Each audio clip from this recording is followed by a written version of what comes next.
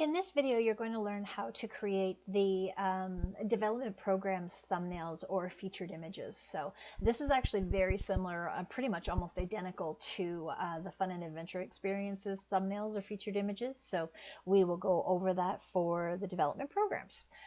Essentially, if you haven't watched the introduction video on how to edit PSD files or Photoshop files, I highly recommend that you do that. You can find that video in your training portal, and it's basically just going to tell you where to find your PSD files as well as what tools we're going to be using for this. So I'm going to open up Photopea. I already have it open to my program that I need, and essentially what we're going to do is we're going to recreate this service image.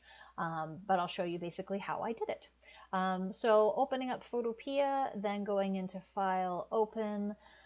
The PSD file that I need to edit happens to be on my desktop, so I'm just going to quickly open it from there. And then essentially what you're going to see is a layered Photoshop file that opens up, and then the layers show up on the right-hand side. So I can turn on and off layers as needed.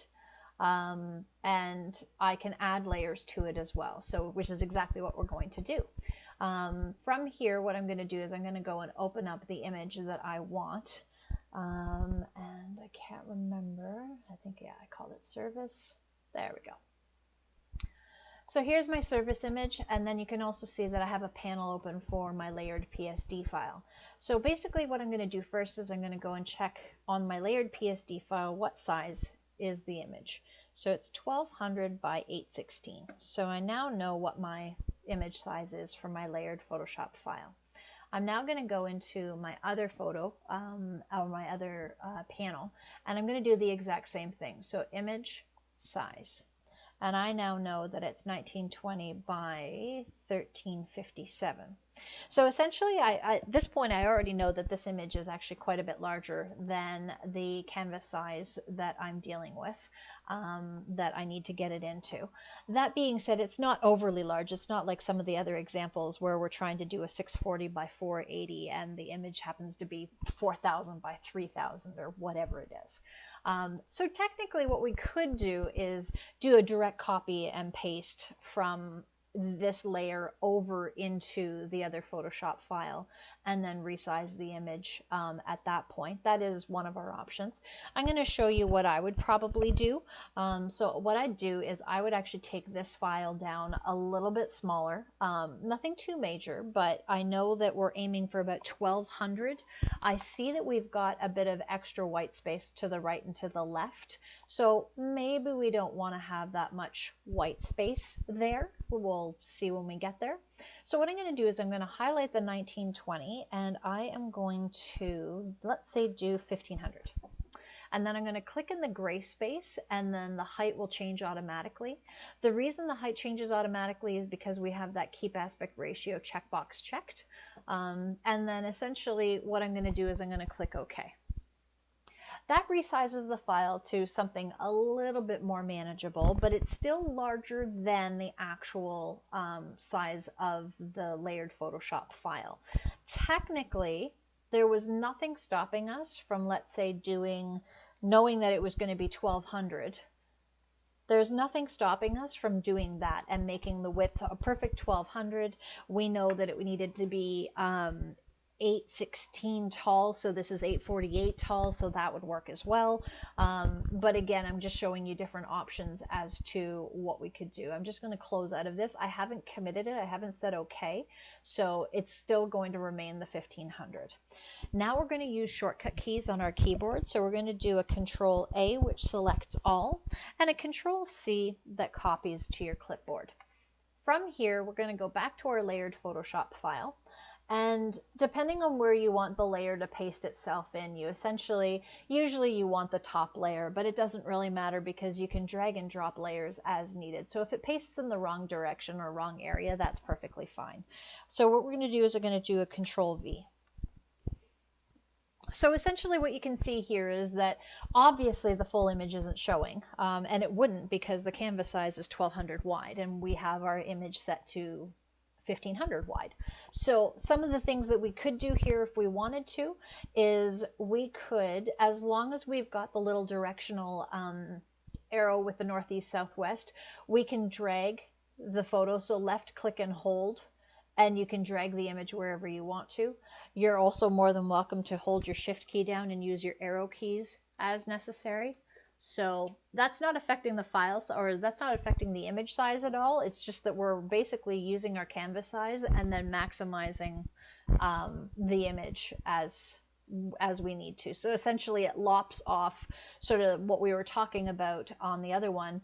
There's a bunch of white space to the left and to the right. Maybe we don't want that. Maybe we won't want it zoomed in a bit more, and this would be our option. However, maybe we want a bit of the person's cuff in that photo. So we could do a shift and then scroll up if we want to.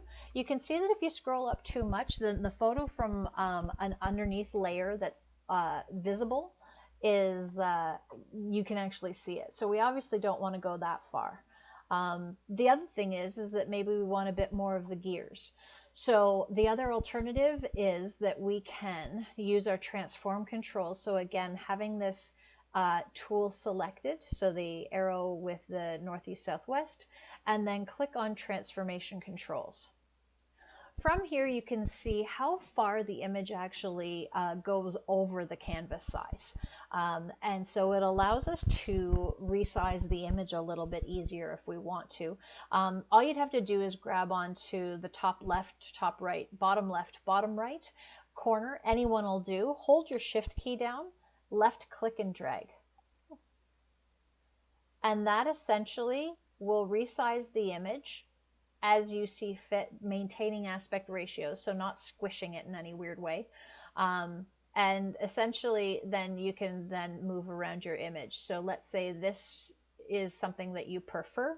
Once you're good with that, all you'd have to do is hit enter, and it now commits the changes, and then you can take transform controls off and leave it as such. So that's essentially how you would resize an image for the business development programs. So let's say we're happy with this image. We're going to go export as, and in this case, I'm going to say we save out as a JPEG. There's enough image color variety that a JPEG would suit this better. At this point, it's already actually set at 60%.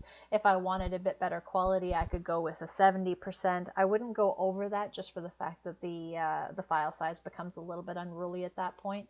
So it happens to be at 60. I'm happy with that. I'm going to click save. And then essentially what it's going to do is it's going to save as the default file name that the PSD file came in as. So it's not very descriptive. It's dev program featured image. And that's just not enough for us to be able to tell what it is. But for the time being, that's what we have. So we're going to click OK, and it's going to download to our hard drive. I'm going to go into my downloads folder because I know that that's basically where my file is. And I'm going to look for it. Oh, and it didn't download to where I thought it. Oh, no, there it is. Yep, there it is. So essentially what I can do is I can now change this file name to, let's say, service, and then I happen to know what it was or what it's for.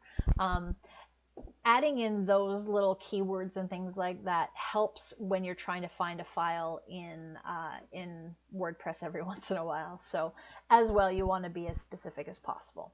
So that's essentially how you resize an image for one of these featured images.